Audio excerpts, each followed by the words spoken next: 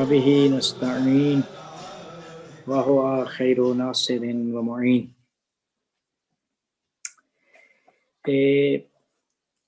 فصوص الحکم کی فصل اول کا جو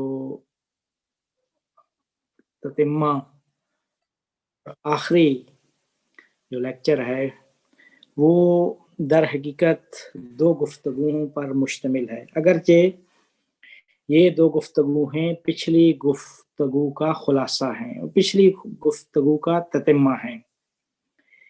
جو گفتگو ہم پیچھے کرتے آ رہے تھے انسان کامل کے متعلق، چونکہ فصل کا نام فصل آدم ہے اور آدم ہی وہ کیا کہتے ہیں حقیقت انسانیہ کے پہلے فرد کامل ہیں اس عالم شہادت میں، تو سب سے پہلے آغاز بھی انہی سے ہوا تھا۔ اور کچھ پھر ملائکہ کے بارے میں گفتگو کی، وہ اس وجہ سے کہ جب فرمایا کہ اللہ نے عالم کو خلق کیا اور عالم کبیر میں روح وہ انسان کامل تھی، انسان کامل کے بغیر عالم وہ جسد بلا روح تھا۔ اب عالم میں کبیر اور عالم صغیر کی جب بات چل رہی تھی تو اس میں یہی فرمایا کہ اس عالم کو کچھ چلانے کے لیے کچھ پاورز کی ضرورت تھی، تو وہ پاورز اس عالم کے لیے ملائکہ ہیں۔ تو جب اللہ نے آدم کو خلق کیا، آدم کی تخلیق کی، تو اس وقت تخلیق کے متعلق تخلیق کے مقام پہ ملائکہ نے کچھ اعتراض کر دیے، کچھ ملائکہ نے اعتراض، تو فرماتے ہیں کہ وہ ملائکہ جنہوں نے اعتراض کیے تھے وہ ملائکہ در حقیقت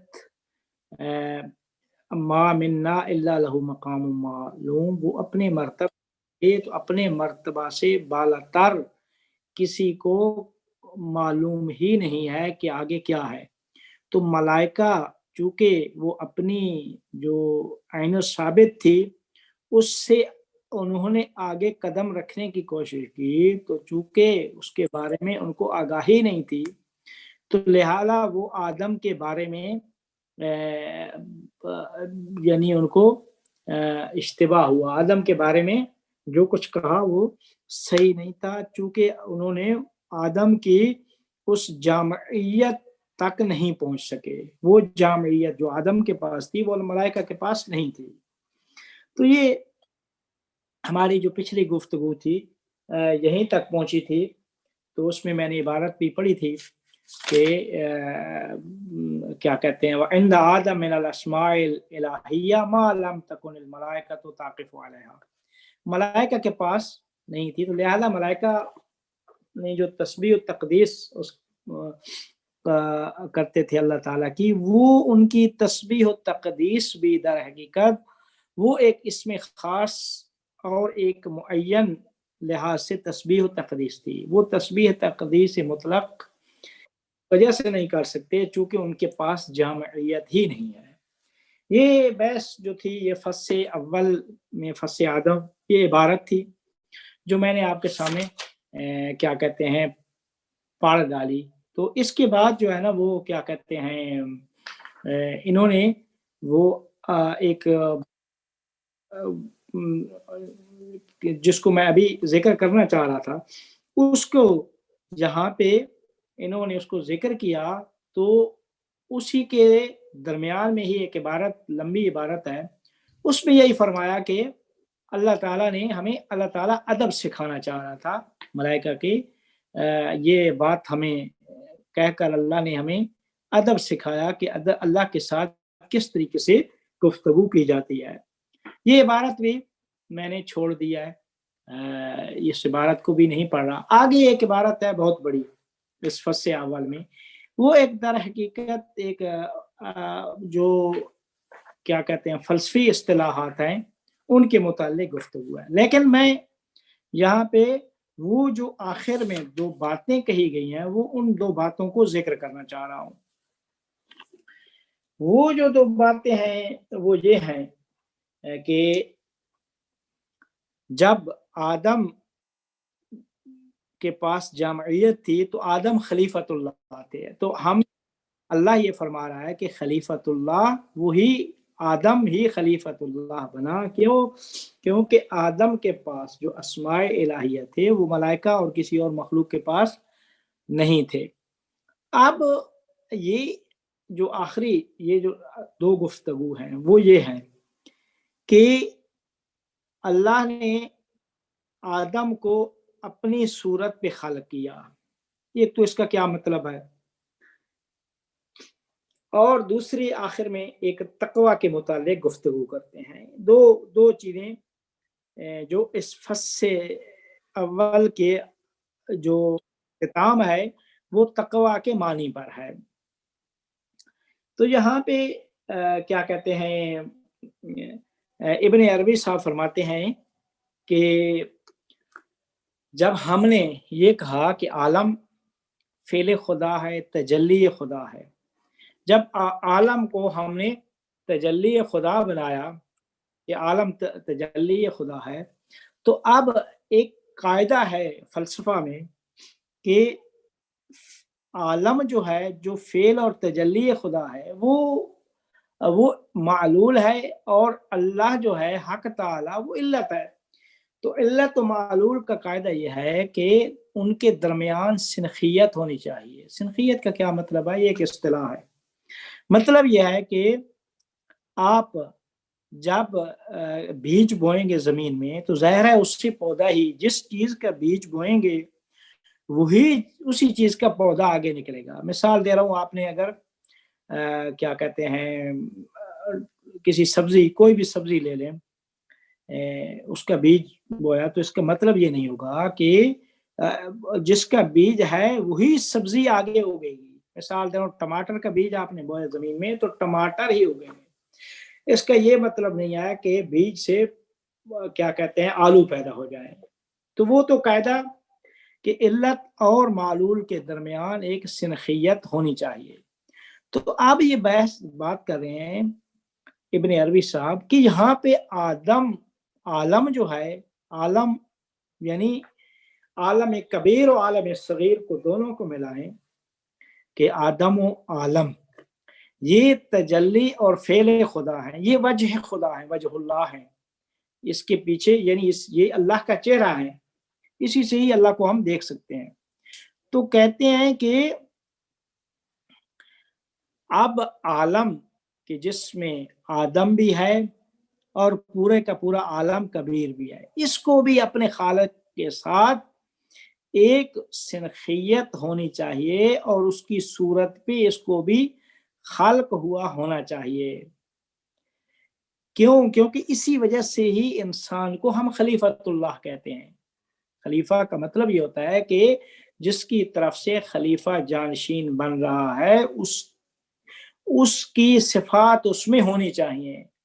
اب ویسے اب ایک ڈاکٹر ہے، اگر اپنے کلینک میں نہیں ہے تو ظاہر ہے اپنی جگہ پہ بٹھائے گا، تو ڈاکٹر کو ہی بٹھائے گا دوسرے ڈاکٹر کو کہ میں نہیں ہوں، میری موجودگی میں آپ مریضوں کو دیکھیں۔ ایسا نہیں ہوگا کہ ڈاکٹر کسی انجینئر کو بٹھا دے۔ تو کہتے ہیں خلیفۃ اللہ، جب انسان خلیفۃ اللہ ہے، انسان جب خلیفۃ اللہ ہے تو خلیفہ کا مطلب یہی ہے کہ وہ اس کی جو صفات اس کے اندر ہیں وہ اس خلیفہ میں ہونی چاہیے، لہذا یہ خلیفۃ اللہ مظہر صفات خدا ہے۔ مظہر صفات خدا کا مطلب یہی ہے کہ اس کی صفات کا ظہور ہونا چاہیے اس خلیفہ میں۔ لہذا بس اگر ہم خدا کو دیکھنا چاہیں گے تو اس عالم اور اپنے آپ کی طرف نگاہ کریں۔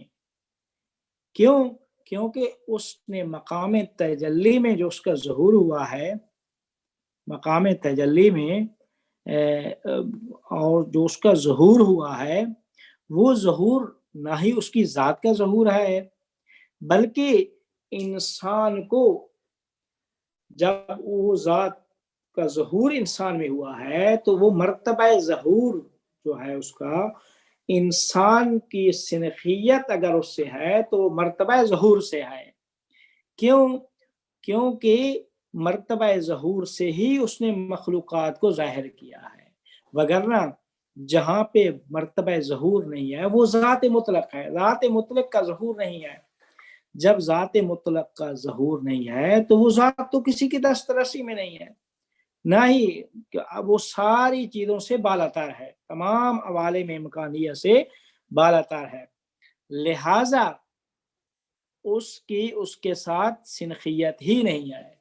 پورے کے پورے عالم جو وجہ اللہ ہے اس کی سنخیت اس ذات مطلق سے نہیں ہے بلکہ اس مرتبہ ظہور سے ہے، کہ اسی مرتبہ ظہور سے اس کا ظہور ہوا ہے انسان کامل اور عالم میں۔ تو لہذا وہ جو قاعدہ فلاسفہ کا ہے کہ عالم یعنی علت اور معلول کے درمیان سنخیت ہونی چاہیے، تو سنخیت یہ ہے کہ اس اللہ کے پاس وہ دو قسم کی صفتیں ہیں، وہ دو قسم کی صفتوں کا اللہ تعالیٰ نے دو قسم کی صفتوں کا ظہور کیا ہے انسان میں۔ وہ کون سی صفتیں ہیں؟ کہتے ہیں کہ وہ ایک صفت جلال ہے اور ایک جمال ہے۔ جلال و جمال اس ذات کی جس ذات کا جو ظہور ہوا ہے جلال و جمال سے، تو وہ صفت جلال و جمال انسان کے اندر رکھی ہے۔ یعنی انسان جو خلیفہ ہے وہ بھی مظہر صفت جلال و جمال ہے، وہ بھی مظہر صفت جلال و جمال ہے۔ تو اللہ تعالیٰ ان دو ہی صفتوں سے عالم کو چلا رہا ہے، عالم جو ہے نا جلال و جمال کے گرد گھوم رہا ہے، یا دوسرے لفظوں میں صفت رضا و غضب کے درمیان گھوم رہا ہے۔ پس جو انسان جو اس کا خلیفہ ہے تو اس خلیفہ کا مطلب یہ ہوتا ہے کہ جس کی طرف سے خلیفہ ہے اس کی صفات اس میں ہونی چاہیے، اور اللہ میں جلال و جمال ہے تو انسان جو کہ خلیفۃ اللہ ہے اس میں بھی صفت جلال و جمال ہونی چاہیے۔ تو فرماتے ہیں کہ اللہ نے اس صفت جلال و جمال کو ظاہر کیا ہے انسان میں، ان دو صفتوں کا ظہور ہوا ہے انسان میں۔ تو ان دو صفتوں کے ظہور کو اللہ تعالیٰ نے قرآن میں نام دیا ہے خلقت بے یدیا، خلقتہ بے یدیا، کہ میں نے آدم کو خلق کیا اپنے دو ہاتھوں سے۔ آدم کو خلق کیا ہے اپنے دو ہاتھوں سے، وہ دو ہاتھ کون ہیں؟ کہ اس کے اندر صفت جلال و جمال رکھ دیا ہے۔ تو یہ انسان ہی اس قابل تھا کہ جلال و جمال کو اٹھانے میں، لو ورثنا الامانۃ علی السماوات والارض فابین ان یحملنها فحملها الانسان، انسان نے اٹھایا اس کو، تو انسان ہی مظہر صفت جلال و جمال ہے، مظہر صفت رضا و غضب ہے۔ تو اس وجہ سے اللہ نے فرمایا کہ میں نے انسان کو اپنے دو ہاتھوں سے خلق کیا ہے، اور جو ابلیس ہے وہ مخلوق ہے ایک ہاتھ سے اس نے والی۔ کون سے ایک ہاتھ؟ چونکہ ابلیس مظہر گمراہی و غضب ہے تو اس میں کسی قسم کی صفت جمال نہیں ہے بلکہ وہ مظہر صفت جلال ہے، مظہر صفت جلال ہے۔ دوسرے لفظوں میں ابن عربی یہ کہنا چاہتے ہیں کہ در واقع ابلیس بھی وہ انسان کے اندر آتا ہے، ابلیس بھی جس طریقے سے انسان کی قوائے وہمہ، قوائے متخیلہ، قوائے انسان کے اندر اللہ نے رکھی ہے، اسی وہ انسان کے اپنے اندر ہیں۔ تو کہتے ہیں کہ اسی طریقے سے انسان کے اندر ایک ابلیس بھی ہے۔ تو وہ کون سا انسان ہے جس کے اندر ہے ابلیس؟ کہتے ہیں کہ وہ انسان کامل ہے۔ کیوں؟ کہتے ہیں کہ باقی جو انسان ہیں وہ عام طور پر اس ابلیس سے جو ان کے کنٹرول میں ہے اس کی پیروی کرتے ہیں اور اس کے لشکریوں میں سے ہو جاتے ہیں، اس کے آوان و انصار میں ہو جاتے ہیں۔ یعنی عام جتنے بھی انسان ہیں انسان کامل کے علاوہ وہ سارے کے سارے وہ زیادہ تر جو ہے نا وہ جس طریقے سے لوگ قوہ وہمہ کا متخیلہ کا شکار ہو جاتے ہیں، قوہ وہمہ کا، تو اسی طریقے سے عموم انسانیت جو ہے وہ اپنے عقل و دل کی پیروی کی بجائے دوسری قوا کی پیروی کرتی ہے۔ لوگ جو آخری عمر تک یہ وہم میں مبتل رہ جاتے ہیں کافی لوگ۔ تو کہتے ہیں کہ ابلیس جو ہے، ابلیس بھی ایک انسان کی تحت فرمان ہے، لیکن تحت فرمان کس انسان کیا؟ انسان کامل کیا؟ باقی انسان اس کی پیروی کر لیتے ہیں۔ جو انسان کامل ہے، انسان کامل کے اس انڈر آتا ہے ابلیس، لہذا ابلیس کی دسترسی انسان کامل پہ نہیں ہے۔ اسی وجہ سے قرآن میں خود شیطان نے کہا لَأُغْوِيَنَّهُمْ أَجْمَعِينَ إِلَّا عِبَادَكَ مِنْهُمُ الْمُخْلَصِينَ، میں سب لوگوں کو گمراہ کروں گا مگر تیرے مخلص بندوں کو نہیں کر سکتا، وہاں تک میری دسترسی نہیں ہے کہ وہ لوگ وہ اوپر ہیں۔ انسان کامل کے لشکریوں میں سے، انسان کامل کے تحت فرمان جو لوگ آتے ہیں ان میں ایک وہ شیطان بھی ہے۔ تو لہذا شیطان کی دسترسی جو ہے وہ انسان کامل پہ نہیں ہے، لیکن دوسرے انسان اس کی اغوا اور گمراہی میں آ جاتے ہیں۔ کیوں؟ کیونکہ وہ مظہر صفت جلال ہے۔ انسان کامل مظہر صفت جلال و جمال، مظہر کامل ہے جلال و جمال کا، تو اس وجہ سے شیطان کا کنٹرول نہیں ہے وہاں پہ۔ لیکن جو عام لوگ ہیں ان میں صفت جلال و جمال ہے، لیکن وہ چونکہ مظہر صفت جو جلال ہے اس کا جو ہے نا وہ کامل نمائندہ شیطان ہے، تو اکثر اوقات یہ ہوتا ہے کہ دوسرے انسان اس کی پیروی کر کے وہ شیطانی کاموں میں لگ جاتے ہیں۔ تو انسان کامل جو ہوتا ہے، چونکہ عام انسان وہ رشد تک پہنچنا چاہتے ہیں، ایک کمال حاصل کرتے ہیں، کسب کمال کرتے ہیں، قوت سے فعلیت میں تبدیل ہونا چاہتے ہیں، تو لہذا ان کے لیے شیطان جو ہے نا موجود ہوتا ہے آگے، اور یہ اکثر شیطان کے داموں میں آ جاتے ہیں، شیطان کے دام میں آ جاتے ہیں۔ لیکن وہ انسان کامل کی جس نے اپنی تمام صلاحیتوں کو فعلیت میں تبدیل کیا ہو جاتا ہے، پوری کی پوری صلاحیتیں، پوری کی پوری چیزیں فعلیت میں، یعنی سب کچھ اس کے پاس آخرات تک موجود ہے۔ جب اس کے پاس سب کچھ موجود ہے تو پھر جو چیزیں اس کے تحت فرمان ہیں کبھی بھی ان کے دام میں گرفتار نہیں ہو سکتا ہے انسان کامل۔ تو فرماتے ہیں کہ یہ انسان کامل، تو انسان کی سنخیت جو ہے جس سے کی وجہ سے انسان کامل کو خلیفہ خدا کہا ہے، وہ اللہ کے ساتھ یہ ہے کہ اللہ فرماتے ہیں کہ میں نے انسان کو خلق کیا ہے اپنے دو ہاتھوں سے۔ کون سی دو ہاتھ ہیں؟ صفت جلال و جمال سے، صفت جلال و جمال سے، اس وجہ سے کہا کہ خلقتہ بیدیا۔ تو اب فرماتے ہیں کہ جس طریقے سے انسان، جس طریقے سے کیا کہتے ہیں، خالق حق تعالی کی جو کن ہے، حقیقت، وہ قابل شناسائی نہیں ہے، لہذا خلیفۃ اللہ کی جو حقیقت ہے وہ بھی کسی کے لیے قابل شناسائی نہیں ہے۔ کوئی اس تک کی معرفت نہیں، حقیقت کی معرفت نہیں حاصل کر سکتا۔ انسان کامل کی حقیقت کی معرفت کسی کو نہیں ہے، جس طریقے سے کیسے حق تعالی کی جو کون ہے اس تک کوئی نہیں پہنچ سکتا، ویسے خلیفۃ اللہ۔ اسی وجہ سے فرمایا تھا کہ پیغمبر نے کہ یا علی اللہ کو میں جانتا ہوں یا آپ ہیں، اور پھر فرمایا کہ مجھے یا اللہ جانتا ہے یا آپ ہیں، پھر فرمایا کہ آپ کو میں جانتا ہوں یا اللہ جانتا ہے۔ یہ اس قسم کی حدیث ہے۔ تو انسان کامل کے لیے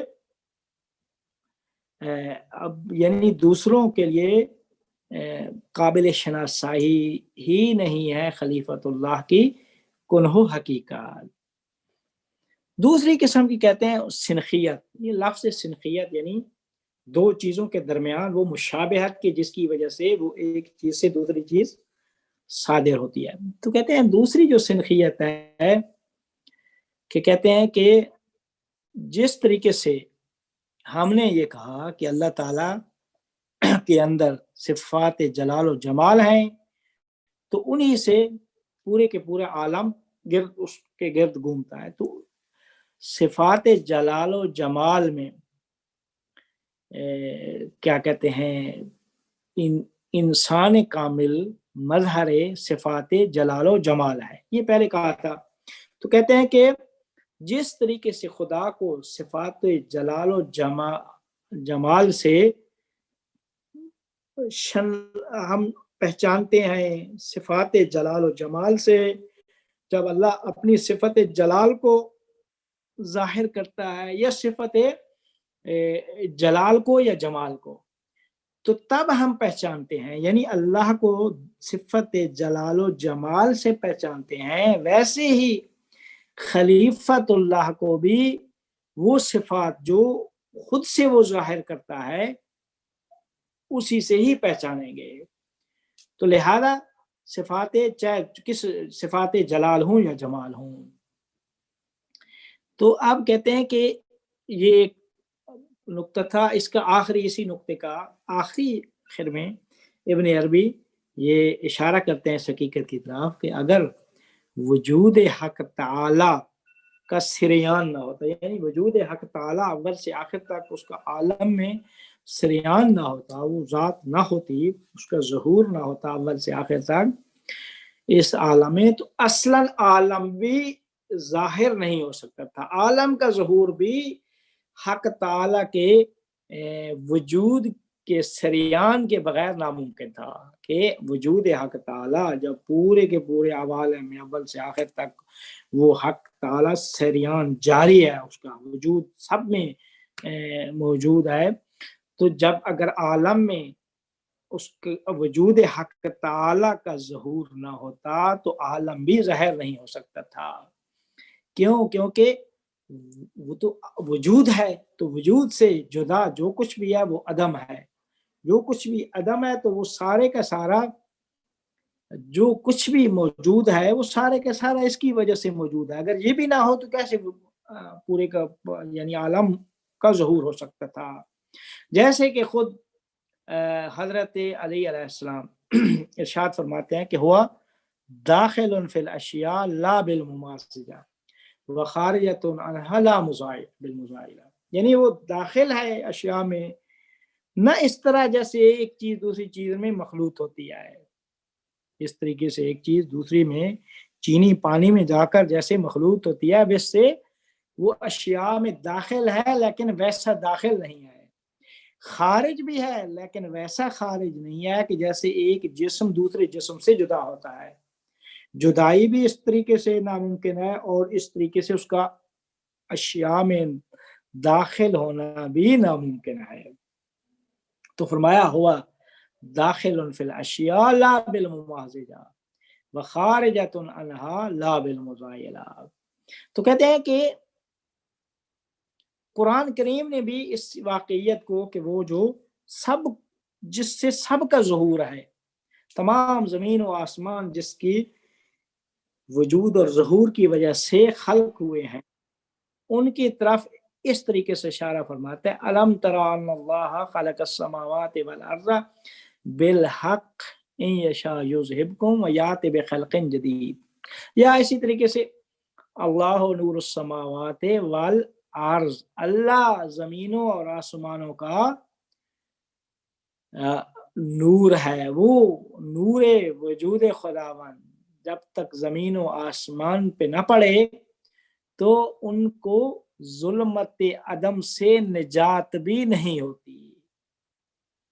ٹھیک ہے، تو آپ فرماتے ہیں کہ جو کچھ بھی جس ظاہر ہے اس عالم میں سب کا ظہور بھی اسی کی وجہ سے ہے، وہ عالم میں ظاہر نہ ہو تو عالم ہی نہ ہو، اسی وجہ سے فرمایا ہوا داخل فی الاشیاء لا بالمماثلہ मुमाज़िजा व खारिजतुन अनहा ला बिल मुज़ायला। ये उस हकीकत इंसान कामिल हजरत आदम की तख्लीक की जो हकीकत थी, उसका जो ततिम्मा था, वो ये बात थी कि वो खलीफतुल्लाह है। तो खलीफतुल्लाह किस चीज में खलीफा है? सिफात जलाल और जमाल में। ये अब ये बातें बयान करके आखिर में, इस फस के आखिर में तकवा का माना हमारे लिए जिक्र करते हैं मुहिद्दीन अरबी। फरमाते हैं कि तकवा, हम लोगों ने बहुत सुना है कि जी मुत्तकी बने, तकवा इख्तियार करें। तो तकवा क्या है? तकवा कहते हैं कि ढाल, ढाल जो कहते हैं ना उर्दू में, सिपर या ढाल, एक चीज जो दूसरी के मुकाबले में ढाल हो, उसको तकवा कहा जाता है। ये अरबी में तकवा विकायत से आया। विकायत का मतलब होता है सिपर, ढाल। तो कहते हैं कि ये जो सिपर और ढाल है, ये क्या कहते हैं, जो शरीयत का उर्फ है उसमें उसका ये माना होता है कि ये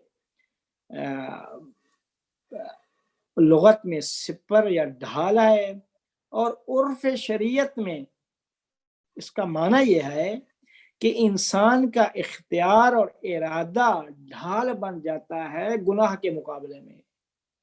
गुनाह और नाफरमानी खुदा ताला के मुकाबले में जो इंसान का इरादा और इख्तियार है, वो ढाल बन जाता है। कि ये एक, यानी ये कुव्वत, एक कुव्वा है, एक यानी सलाहियत है कि जो इंसान के अंदर, कि यानी अल्लाह की तज़किया नफ्स के नतीजे में अल्लाह ताला एक इंसान के अंदर एक कुव्वत अता करता है कि जो कुव्वत इंसान के अंदर मौजूद होकर जब नाफरमानी हक ताला सामने आती है तो उसके मुकाबले में ढाल बन जाती है। जब उसके मुकाबले में, यानी उसके मुकाबले में ढाल बन जाती है कि वो गुनाह नहीं करता। बहुत सारे आप और अफा के वाकयात पढ़ें गुनाह। आप हजरत यूसुफ अलैहिस्सलाम का वाकया पढ़ें कुरान में, क्या है ये, या मसलन बहुत सारे, एक दफा इमाम जाफर सादिक अलैहिस्सलाम एक काफिले में जा रहे थे कि वो एक काफिले पे वो जंगल से एक शेर आ गया था, तो लोगों ने दौड़ना शुरू किया। जब लोग दौड़े तो उस वक्त क्या कहते हैं, इमाम की आके कदमों में गिर गया वो शेर। तो लोगों ने कहा कि ये मौला आपकी इमाम है और आपका ये मर्तबा ये है। तो मौला ने फरमाया नहीं, ये इस वजह से नहीं है, इमामत का जो मर्तबा है वो इससे बुलंदतर है, लेकिन अगर आप लोग भी तकवा इलाही इख्तियार करें तो ये आपकी भी इत्तिबा करेंगे।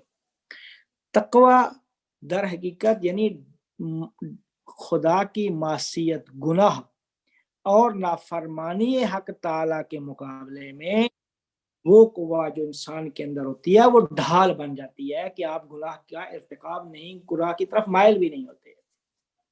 ये शरीयत में इसका माना है, इन तत्तकुल्लाह यजअल लकुम फुरकान। अगर आप तकवा इख्तियार करेंगे तो अल्लाह ताला तकवा के नतीजे में एक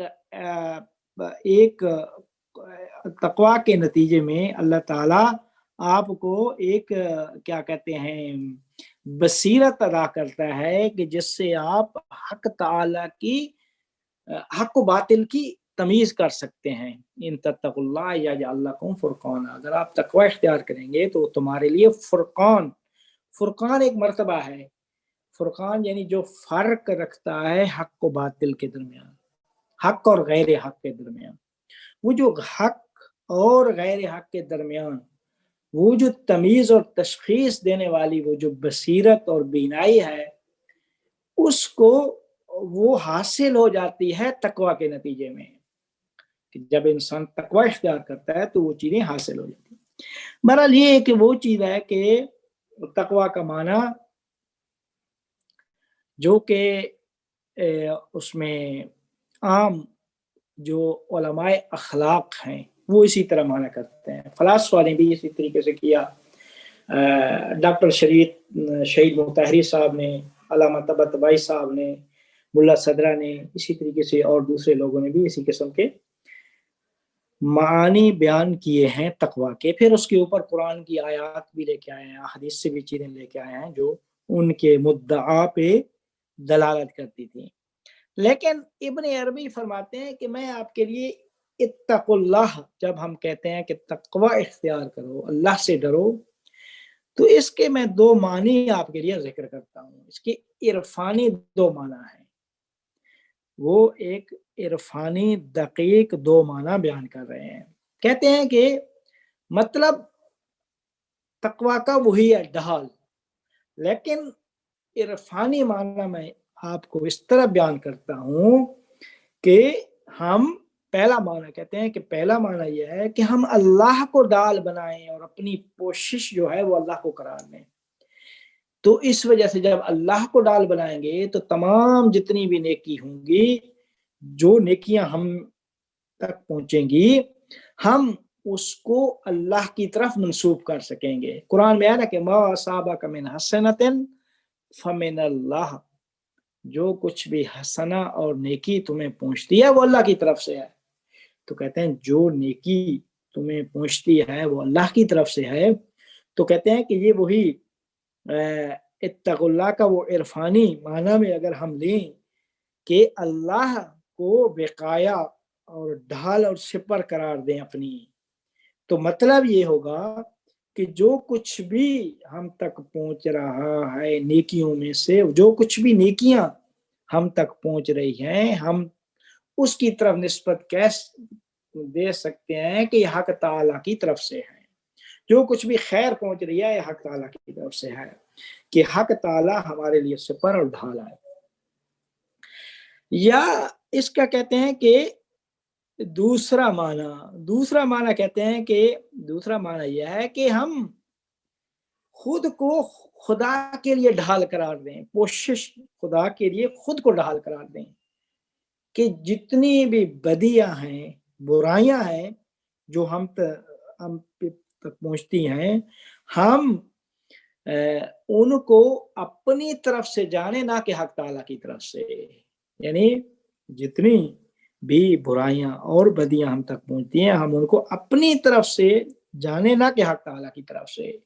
تو ما اصابک من سیئۃ فمن نفسک، جو کچھ بھی برائی پہنچے تمہیں وہ تمہاری وجہ سے ہے. یعنی جو کچھ برا ہو وہ ہماری وجہ سے ہے، جو کچھ نیکی ہو وہ اللہ کی وجہ سے ہے. تو یہ تقوی کے دو معنی ہو جائیں گے. اتقوا اللہ کا مطلب یہ ہے کہ اپنے آپ کو اس طریقے سے قرار دو کہ نیکیوں کو اللہ کی طرف سے جانو اور کیا کہتے ہیں برائیوں کو اپنی طرف سے. یہ وہی نظریہ فلاسفہ ہے کہ جس میں وہ فرماتے ہیں کہ جو کچھ بھی اللہ کی طرف سے نازل ہوا ہے وہاں خیر ہی خیر ہے، خیر مطلق ہے، وہ خیر ہے. یہ برائیاں جو ہے وہ ہماری وجہ سے ہیں. تو برائی خیر کا نہ ہونا ہے، وہ جو نہ ہونا ہے نا، چونکہ برائیاں یعنی نیکی کا نہ ہونا ہے، تو لہذا ان کی بازگشت مخلوقات کی محدودیت کی طرف ہے کہ جو سرچشمہ بنتی ہیں، منبع بنتی ہیں شرور کا.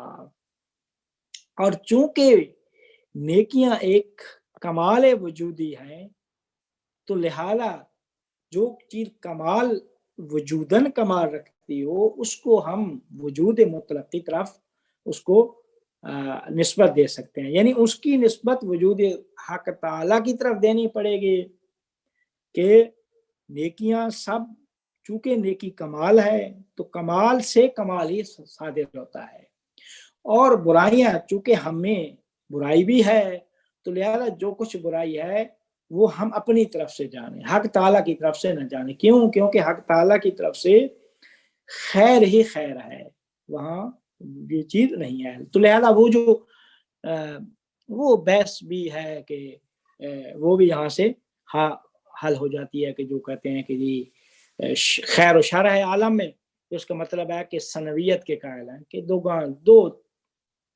جو منبع ہیں وہ اس عالم پہ حاکم ہیں، ایک اللہ جو خالق جو خیر کا ہے اور ایک شر کا خالق. تو تو شر اور چونکہ شر اور خیر ہیں تو لہذا دو ہمیں خالق اور دو کیا کہتے ہیں وجود ماننا پڑیں گے جو اوپر ہمیں اس عالم کو چلا رہے ہیں. تو کہتے ہیں کہ اس بات کی بھی پھر ضرورت، وہ بحث بھی یہاں آ کے حل ہو جاتی ہے. وہ اس طریقے سے کہ اللہ کی طرف سے جو کچھ بھی ہے وہ خیر ہے، یہ جتنے بھی شر ہے وہ ہماری طرف سے ہے. تو جو کچھ وہاں سے صادر ہوتا ہے وہ خیر ہے، ہماری طرف سے کیا کہتے ہیں جو بھی برائیاں ہیں وہ ہماری طرف سے ہیں. تو اسی وجہ سے پھر وہ اس پہ قرآن کی آیت بھی پیش کرتے ہیں، بِیَدِکَ الْخَیْرُ. قرآن میں ہے نا وَتُعِزُّ مَن تَشَاءُ وَتُذِلُّ مَن تَشَاءُ بِیَدِکَ الْخَیْرُ، تیری طرف سے خیر ہی ہے، اللہ کے ہاتھ میں جو کچھ ہے وہ خیر ہے. تو فرماتے ہیں کہ آخر میں یہ تقویٰ کے دو معنی ذکر کر کے آخر میں ابن عربی فرماتے ہیں کہ جتنے بھی معارف، یہ جو میں نے آپ کے سامنے اس فصل آدم میں جتنے بھی معرفت حکمتیں پیش کی ہیں اس کلمہ آدمیہ میں، یہ صرف اتنی مقدار ہیں کہ جتنی مقدار میں بیان کرنے کے لیے مامور تھا. یعنی جتنا مجھے اذن ہوا ہے بیان کرنے کا اتنا ہی میں نے بیان کیا ہے، نہ کہ جو نہ وہ تمام چیزیں ہیں جو اس نے خلیفۃ اللہ کی حقیقت کے بارے میں کیا کہتے ہیں حاصل کیے ہیں، سب کو نہیں لے کے آیا. کیونکہ مجھے عمر ہی اس سے زیادہ کا نہیں تھا. تو فرماتے ہیں پھر آگے آخر میں فرماتے ہیں کہ جتنے بھی آگے فصوص ہوگی، فصوص الحکم کا جو آگے فصیں جتنے بھی ہوگی، فص آدم سے آخر تک جتنی بھی فصوص فصیں ہوں گی، تو کہتے ہیں کہ جس نبی کے بارے میں بھی فص ہوگی، چونکہ نبی تجلی تامہ ہے، حق تعالیٰ کی ایک تجلی تامہ ہے، تو کہتے ہیں کہ وہ جو کچھ بھی میں نے وہاں پہ گفتگو کی ہے سب فصوص کی سب فصوں میں اتنی مقدار میں نے بیان کیا ہے جو کچھ ام الکتاب کے مرتبہ سے میں بیان کرنے کے لیے مامور تھا. جتنا یعنی جو کچھ ام الکتاب میں آیا نا، جتنا وہاں سے بیان کرنے کے لیے میں مامور تھا اتنا سب فصوص میں بیان کیا ہے. تو کہتے ہیں کہ اگر میں اس سے زیادہ مقدار بیان کرنے کا ارادہ بھی کروں تو کہتے ہیں کہ جو مقام میرے پاس ہے وہ رکاوٹ بن جائے گا. میں اس سے زیادہ یعنی جو مقام مجھے حاصل ہوا ہے اگر میں اس سے زیادہ بھی بیان کرنا چاہوں تو وہ میرے لیے رکاوٹ بن جائے گا کہ آپ اس سے زیادہ آگے بیان نہ کریں. تو فرماتے ہیں کہ یہ بات کیا کہتے ہیں جتنے سارے انسانوں کے بارے میں بھی یہ بات آ سکتی ہے. کس طریقے سے کہ ہم جو کچھ بھی ہر انسان کے لیے بیان کرنا اتنا ہی مقدور ہوتا ہے جتنا جو کچھ اس کو پہلے مرتبوں میں اس کے لیے مقدر ہو چکا ہوتا ہے. ہمارے سے جو بھی انسان ہے جتنا ہر انسان کے مرتبہ وجود سے جو پہلے مراتب ہیں ان میں جو کچھ مقدر ہو چکا ہے ہم اتنی ہی مقدار کام کو انجام دے سکتے ہیں. ہاں فرق یہ ہے عام انسانوں میں اور عرفاء میں کہ عرفاء اس کی حقیقت خارجی کا بھی شہود رکھتے ہیں، عام انسان اس حقیقت خارجی کا شہود نہیں رکھتے. کون سی حقیقت خارجیہ کا؟ کہ جو کچھ پہلے مقدر ہو چکا ہے وہ عرفاء اس کا شہود کرتے ہیں. ہمیں عام انسانوں کو اس چیز کا علم نہیں ہوتا کہ ہمارے لیے کتنی مقدار مقدر ہو چکا ہے. تو کہتے ہیں کہ جو کچھ ہمارے پہلے مراتب میں جو کچھ ہمارے لیے مقدر ہو چکا ہے کہ اپنے کاموں کو انجام دیں وہ اتنا ہی مقدار ہم دے سکتے ہیں. اور اس حقیقت فرق یہ ہے کہ عرفا اس حقیقت خارجیہ کو شہود کرتے ہیں، اور ہم میں یہ اہلیت، عام انسانوں میں اہلیت نہیں ہے جب تک کہ وہ عارف نہ بن جائیں۔ عارف بنیں گے تو اپنی عین ثابتہ کا بھی پہ بھی مطلع ہو جائیں گے، اپنی عین ثابتہ کی بھی آگاہی حاصل ہو جائے گی۔ کیسے آگاہی حاصل ہو جائے گی؟ کہ آپ جو کچھ آپ کے لیے مقدر آپ کی عین ثابت میں موجود ہے اس کا آپ شہود کریں گے، اور اپنی دوسرے لفظوں میں عرفاء کے علاوہ فلاسفہ اور متکلمین کی کیا کہتے ہیں اصطلاح میں اپنی قضاء و قدر پہ آپ مطلع یعنی آگاہی حاصل کر سکیں گے۔ عرفاء جو ہوتے ہیں وہ اپنی عین ثابتہ کا بھی کیا کہتے ہیں کو شہود کرتے ہیں۔ ہاں، انسان کامل جو ہے وہ ہر ایک کی عین ثابت پہ اطلاع رکھتا ہے، اور عرفاء وہ اپنی عین ثابت کو یا کم از کم دو کی جتنا ان کا مرتبہ ہوگا اتنی مقدار عیان ثابتہ کو شہود کر سکیں گے۔ لیکن کیا کہتے ہیں وہ جو انسان کامل ہے وہ چونکہ مظہر مطلق ہے، مظہر صفات جلال ہے، تو وہ اپنے ما سوا سب کی عیان ثابتہ پہ آگاہی حاصل کر سکتا ہے۔ اسی وجہ سے آپ دیکھیں بہت سارے واقعات ہیں انبیاء کے کہ جس میں لوگ آتے ہیں، اور میں ایک وہ نہج البلاغہ میں حضرت علی علیہ السلام کا بھی قول ہے کہ واللہ لو شئت ان اخبر کل رجل منکم بمخرجہ ومولجہ وجمیع شانہ لفعلت، میں اگر علی چاہوں تو ہر ایک کو سب قسم کی آگاہی دے سکتا ہوں، مجھے ایک ایک چیز کا پتہ ہے، واللہ اللہ کی قسم لو شئت، اگر میں چاہوں تو میں سب کو ہر شے کے بارے میں آگاہی، ہر شے کو اس کی آگاہی حقیقت بتا سکتا ہوں کہ وہ اس کے مخرج بھی اور بمخرج ہی لو شئت ان اخبر کل رجل منکم بمخرجہ ومولجہ وجمیع شانہ، اس کی تمام شعونات سب ایک ایک ذرے کا میں بتا سکتا ہوں۔ ولیکن اخاف ان تکفروا فی برسول اللہ، لیکن مجھے خوف اس بات کا ہے کہ آپ مجھے کہیں گے کہ یہ باتیں ہیں تو ہمیں پیغمبر اکرم صلی اللہ علیہ وآلہ وسلم تو نہیں بتا کے گئے تھے، آپ کیسے بتا رہے ہیں، اور آپ کفر کرنے لگ جائیں گے میرے بارے میں، تو میں علی کو یہ کفر گوارا نہیں ہے، لہذا میں وہ چیزیں نہیں بتاتا۔ ہاں، جتنی مقدار بعض اوقات معمور ہوتے تھے تو وہ بتا دیتے تھے، جو واقعات آپ تاریخ کی کتابوں میں پڑھیں، حدیث کی کتابوں میں پڑھیں، بہت سارے واقعات مل جاتے ہیں۔ تو پس آدم کے فص آدم میں آدم کی تخلیق، عالم کی تخلیق، اور آدم کو خلیفۃ اللہ بنایا گیا۔ خلیفۃ اللہ کس مظہر میں؟ صفت جلال و جمال میں، اس کے اندر دو صفتیں اللہ نے رکھ دی کہ مظہر صفت جلال و جمال ہے۔ یہ اس کے بارے میں فص آدم کے بارے میں خلاصہ تھا۔ یہ فص آدم کو ہم ختم کرتے ہیں آج۔ پھر ایک بحث ہے جو اگلے اس میں فص سے ہٹ کے کروں گا، اگلی فص بعد میں شروع کریں گے۔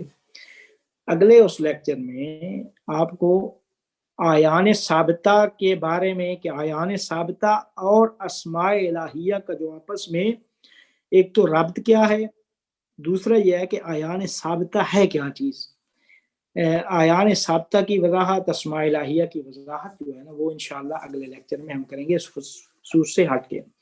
فص اول کو ختم کر رہے ہیں، آدم کو انشاءاللہ آپ ایک لیکچر کے بعد فص شیس کو شروع کریں گے، فص شیسیہ۔ اب اگر کسی کے پاس کوئی سوال ہے تو میں حاضر ہوں۔ السلام علیکم آقا، میرا ایک کوشچن ہے، جو ہم نے ابھی بات کی ہے جلال اور جمال کی، کہ اللہ تعالیٰ کی طرف سے یہ جو دو چیزیں ہیں جو انسان کو ملی ہیں، تو اس میں اگر ایک انسان میں جلال اور جمال ہوگا تو ہمیں وہ کس طرح سے وہ خصوصیت نظر آئے گی جس کی بیس پہ ہم یہ کہہ سکتے ہیں کہ اس انسان میں یہ دو خصوصیات پائی جاتی ہیں؟ یعنی دیکھیں ہر انسان کی آپ طبیعت سے کہ وہ بھی یہ نہیں ہوگا کہ وہ جلال سارا ہے اور جمال سارا ہے، وہ تھوڑا سا جمال دیکھیں، کسی میں جمال غالب ہے، کسی میں جلال غالب ہے، کسی میں تھوڑا سا جمال ہے، کسی میں جلال ہے. اس کو آپ کیا کہتے ہیں، کسی کو نرم مہربان پائیں گے، خوش اخلاق پائیں گے، تو اس میں وہ صفت جو جمال ہے وہ اسی کے تقاضا ہے. اور کسی کو آپ زیادہ غصے والا یا مثلا جو ہے نا وہ کیا کہتے ہیں جو اس کی غیر و غلب والا وہ پائیں گے، غیر و غلب بدل، تو وہ آپ کہہ سکتے ہیں کہ یہ اس صفت جلال کا کچھ ظہور ہے یہاں پہ. تو آپ ہر انسان کو صفت جلال و جمال سے پہچان سکتے ہیں، لیکن اس صفت جلال و جمال کا مظہر کامل جو ہے نا وہ انسان کامل ہے، وہ حقیقت محمدیہ صلی اللہ علیہ وسلم، پیغمبر اکرم صلی اللہ علیہ وسلم کی ذات مبارکہ ہے. اچھا، اور ایک اور بات تھی کہ ہم نے انسان کامل کے جب بات کی کہ شیطان جو ہے وہ ان کے مطلب شیطان ان کے انڈر ہوتا ہے، تو ہم نے اس میں ویسے تو انسان کامل نبی صلی اللہ علیہ وسلم کو کہتے ہیں، لیکن آج کے جو ہمارا لیکچر ہے اس میں ہم نے یہ نیک لوگ، اولیاء جو ان کے لیے بھی یہ ٹرم یوز کی ہے. کون سی ٹرم؟ سر یہ انسان کامل کی. نہیں، کسی ولی کو بھی دیکھیں، انسان کامل کا مطلب یہی ہے کہ جو ساری صفت جلال و جمال میں کامل ہو.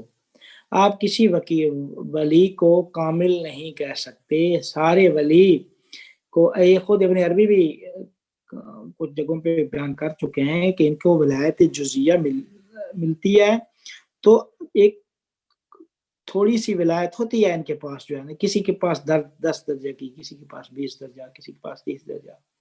تو وہ جو کامل ہے نا وہ ان کو انسان کامل ہم نہیں کہہ سکتے. لہذا ابن عربی کبھی بھی اولیاء کو انسان کامل نہیں کہیں گے. انسان کامل کی جو اصطلاح عرفاء یا یہ بیان کریں گے فلاسفہ، وہ پیغمبر اکرم صلی اللہ علیہ وسلم کی ذات کے بارے میں وہ اصطلاح انہوں نے استعمال کی ہے.